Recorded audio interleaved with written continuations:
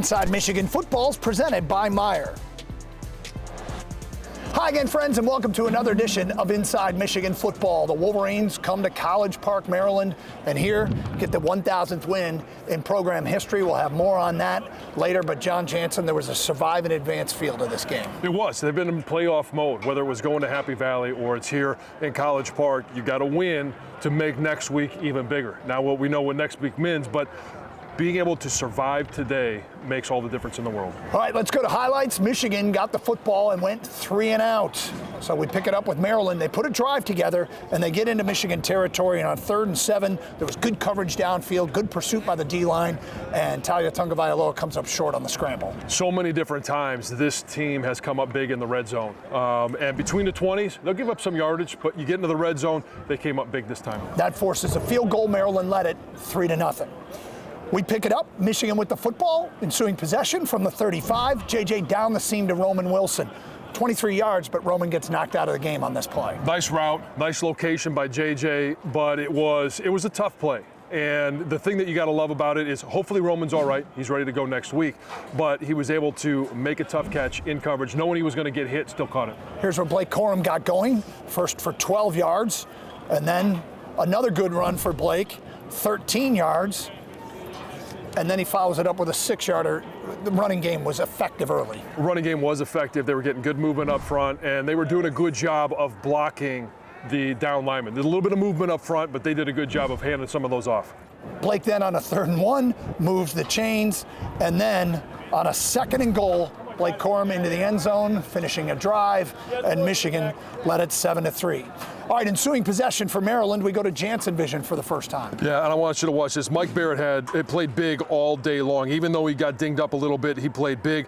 He's the one that ends up getting the sack on this play. And here he is. He's lined up in the middle. He's going to come all the way around.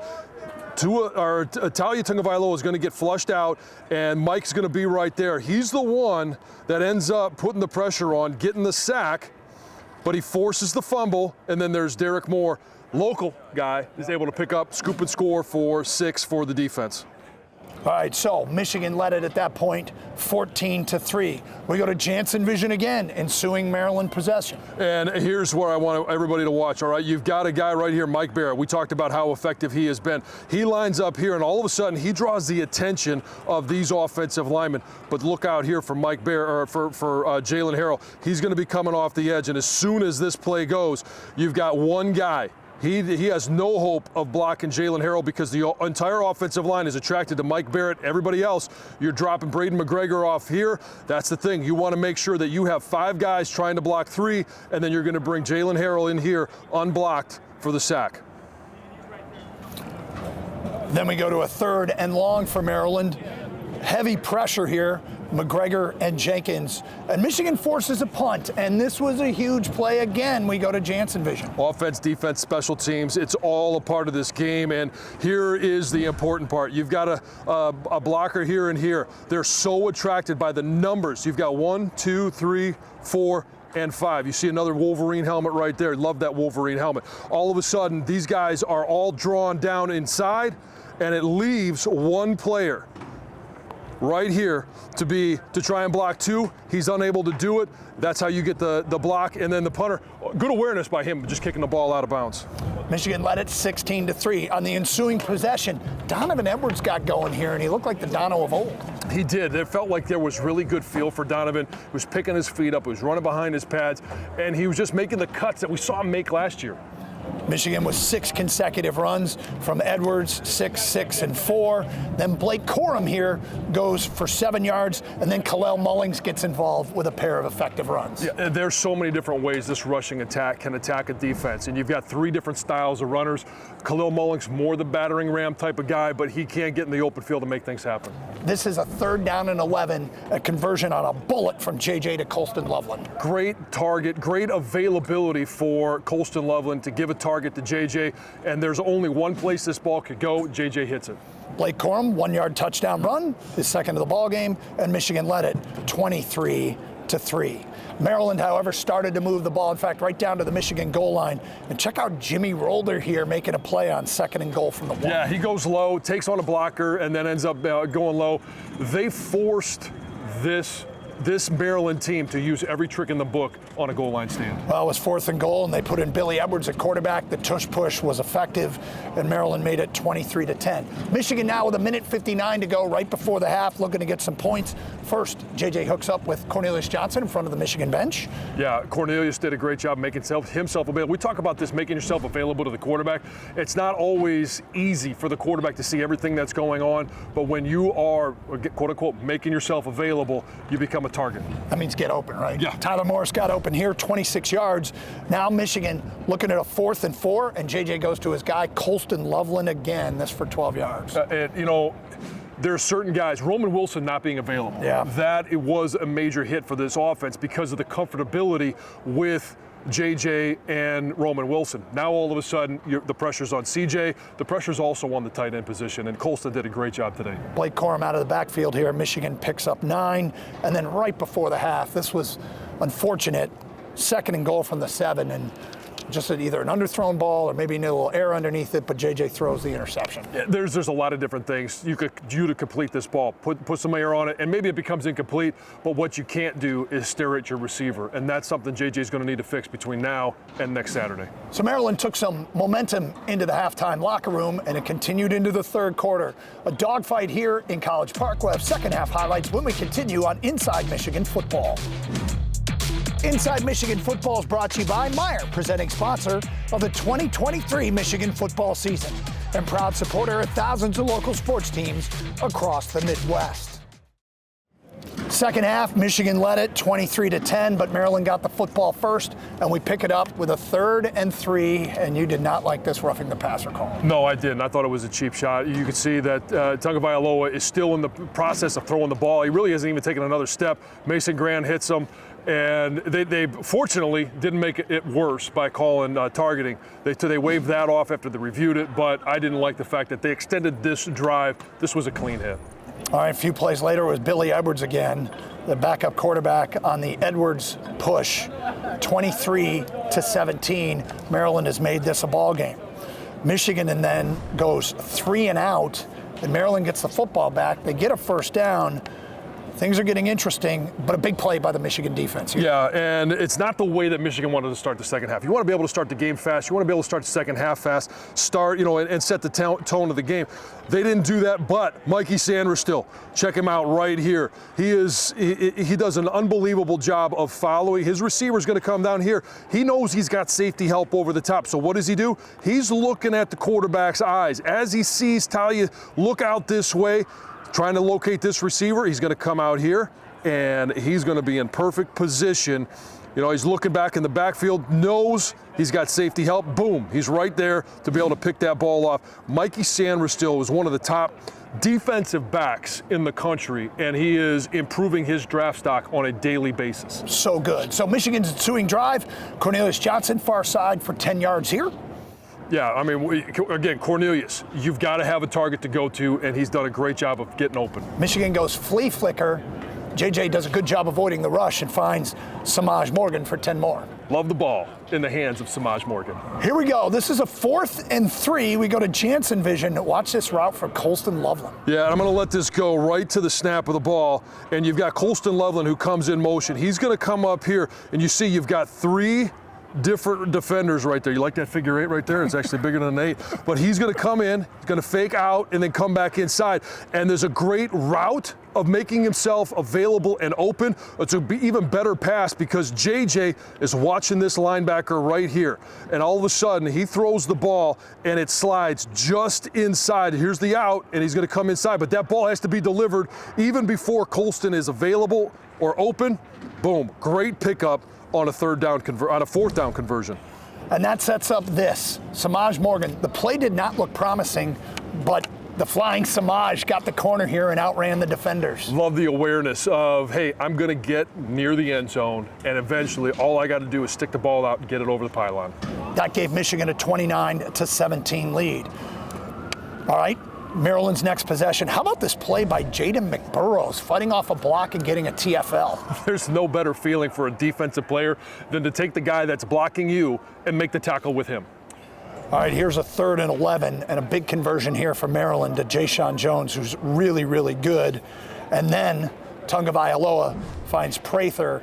This was originally called a touchdown. They ruled it down at the 1. I mean, Maryland's offense will give you problems. They'll give you problems. They got good talent at receiver, but they've got a quarterback that can make some NFL throws, and both of those throws are NFL-type throws. And they got this other quarterback who finished the game with 4 carries for 3 yards and 3 touchdowns, an unusual stat line, but Michigan led it 29-24. Michigan's ensuing possession, the Wolverines get 8 yards early in the downs, but they're forced to punt. And Maryland has the ball back with a chance to take the lead in the 4th quarter. This is a 3rd and 13. We go to Jansen Vision, huge play. This is a monster play. And you think about Mason Graham, Kenneth Grant, Braden McGregor, all of these guys made plays. This one is going to be set up because Braden McGregor right here, all he's going to do is he's going to beat this offensive tackle. Comes off, comes in the middle, and he forces all of a sudden Tagovailoa to step out and back, and then you're going to watch a game here where you got Mason Graham coming in here to pick the center, and you got another defensive lineman coming around, but it's actually Mason Graham that comes in here to make the play. And as this play starts to roll, that's not at all what happened, but Mason Graham is the one that ends up making the play. There you go. That forced a Maryland punt. Michigan, however, couldn't do anything with the football. And with 7:06 to go, here's where Kenny G took over. First, a stop for a 1-yard gain here, and then he comes up with a huge sack. Yeah, I mean, when you think about taking a set of downs over, Kenneth Grant, Jim Harbaugh talked about that last week at State College. He was the guy that set the tone early in the game. Hey, you make a couple of plays when you need them most, that's Kenneth Grant. I will argue that Mikey Sainristil is the best late career position switch in Michigan football history. I mean, think about the moments, and we're coming up on the Ohio State game. We're going to talk about the moment that he had in that game. And the transition from wide receiver to defensive back has been tremendous. All right, Jason Avant said this might be the play of the year. Tommy Doman's punt checks up at the 1. Caden Colasar downs it when you're nursing a 5-point lead and make the other guys have to go 99 yards. And quite frankly, it set up another score. Yeah, and I think it's safe for me to say that's the best punt I've ever seen. Well, it leads to this. Pressure on Tagovailoa in the end zone, and that is intentional grounding by rule. That's a safety, and Michigan led it 31-24. Then you've got this squib kick here. Joe Taylor was a baseball player, used to fielding ground balls, falls on it, and that gives Michigan the football. These plays are tense late in close games, and it sets up a 4th and 1, and here is Blake Corum with 2 minutes to go. This was the ball game, and he just gets the first down. I asked Sharon Moore about this, and his response was perfect. If we can't pick up a yard to seal a victory, we don't deserve to win the game. They picked up that yard, they won the game. You offensive linemen are all the same. We'll hear from the head coach when we continue on Inside Michigan Football. A crazy game. You know, it didn't go as we expected it to go, but it's good to have games like this, especially going into a game that we have next Saturday. We're going into a battle-tested. We fought through adversity, injury. It's good to have a game like this, but it didn't go as planned, man. I'll tell you that. We got to go back to the drawing board. Back on Inside Michigan Football, the victory over Maryland was the 1,000th win in Michigan football history. A lot of blood, sweat, and tears, a lot of players, a lot of coaches put a lot into this accomplishment, and one that was a player, and now the athletic director, Ward Manuel, spoke with John after the game. Well, to be the first team to ever accomplish this, it just brings me back to all the games I've watched from back in the day, all the pictures I've seen of when we first started playing football, all the bumps and bruises we got on the field of play, you and I, and then to see this team accomplish this goal and to take it across to 1,000 is just very special for me, for this team, for Jim, for all of us who are Michigan fans and love Michigan. So, John, you're one of those players. It's a big number. What does it mean to you? I've mentioned this a bunch of times. There's nowhere in sports where history matters more than college football. And for the University of Michigan, we've celebrated history for so many years. 144 teams have taken the field, some better than others, but they've all played a part in this. No matter if you've been on a practice squad, if you've never seen the game field, you've been a part of every single victory, and it means so much to every guy that's ever worn the winged helmet. Our conversation with the coach is brought to you by Meijer. What's it like? What's 1,000 feel like? That's crazy. Excited again to be a part of this university, about this tradition, and just excited to be here. 1,000 with is unbelievable to think about. Been here for 6 years, so just really cool to be a part of this program. And nobody ever said it was going to be easy. Nobody ever said it was going to be pretty. What was this win like from your perspective? Gritty, tough. We knew that was a good football team. Did not put it past the fact that it could be a close game, and the guys did whatever it took to win. And so just excited for the team, the players, the hard work that they put in leading up to next week. Defense only allowed 15, and they came up big when it mattered most in regards to whether it was a safety or fumbles for touchdowns. Yeah, I think the big thing in the game is that we were able to run the ball, and they didn't run it as much. And, I think when you can do that and control the line of scrimmage, our defensive line is unbelievable. They created turnovers, they created havoc, pressure on that offensive line, so really cool to have that defensive line here. And you guys scored in all three phases, defense, special teams, and obviously on offense. Yeah, no, awesome to be part of. I mean, Coach Menner, Coach Jay, just phenomenal. A tribute to them and the players. And now, what was the message to the team in the locker room after the game? Go beat Ohio. Turn that page right away? Yep, we're ready. Our Elro Steel Man of the Week is defensive back Mikey Sainristil. The grad student came through with 2 key interceptions, his 4th and 5th of the season, and they came when his team needed it most in a tight game on the road.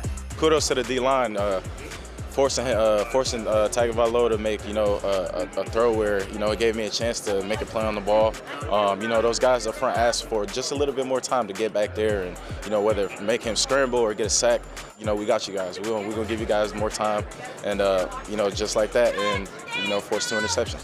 The Wolverines haven't played in a game like this all season long. The Terps sure tested their resolve. Being battle tested shows, a team's character. It shows, how long you're willing to fight, how long you're willing to strain.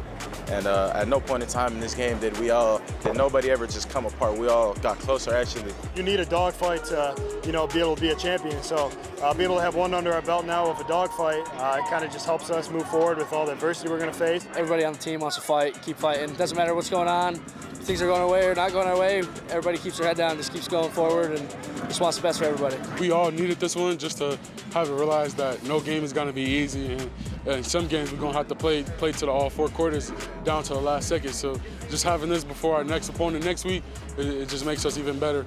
I would say the clock now begins ticking on Ohio State, but it's always ticking on Ohio State. The winner of next weekend's clash will play for a Big Ten championship, and for the 2nd year in a row, both teams come in with perfect 11-0 records. For Inside Michigan Football, I'm Ed Kingerski. Back here on Inside Michigan Football now, as we travel around the Big Ten, we like to sample various foods from the local areas, and in Maryland, it's something that you can get at the concession stand. It's a $30 pretzel called the Chessie. Now, this one's been... It's been nibbled at a little bit. Yeah, and it is a giant pretzel in a pizza box that comes with crab dip and melted cheese and jalapenos. I'm going to cut off a little bit here for you. Oh, I appreciate it. Yeah, as if you haven't already done damage on this thing already. I don't know anything about that, but I will say this: when we first got this, it was hot off the press. It was probably the first one today. So thanks to Ed Kingerski, you guys know him, are very familiar with him. And when they put the crab dip and the cream cheese and the cheddar cheese, Old Bay on top, it just oozed over everything. So we've been able to lap it up a little bit. And actually, Doug, I do have something that might be more to your liking, okay, so that you can use the dippable, cream cheese and stuff there. But we also have something for Doug Harsh, and we like to. I know you like to eat your colors. Just so you know, John calls these vegetables orange, white, red, and green. That's what he calls the names of these vegetables. Seems obvious, doesn't it? Yeah. Well, you enjoy the Chessie. I will. I'll enjoy the veggies, and we'll see you next week here on Inside Michigan Football. Michigan and Ohio State. We'll see you then. Go Blue. 1, 2, you know what to do. Inside Michigan Football is brought to you by Meijer, presenting sponsor of the 2023 Michigan football season and proud supporter of thousands of local sports teams across the Midwest.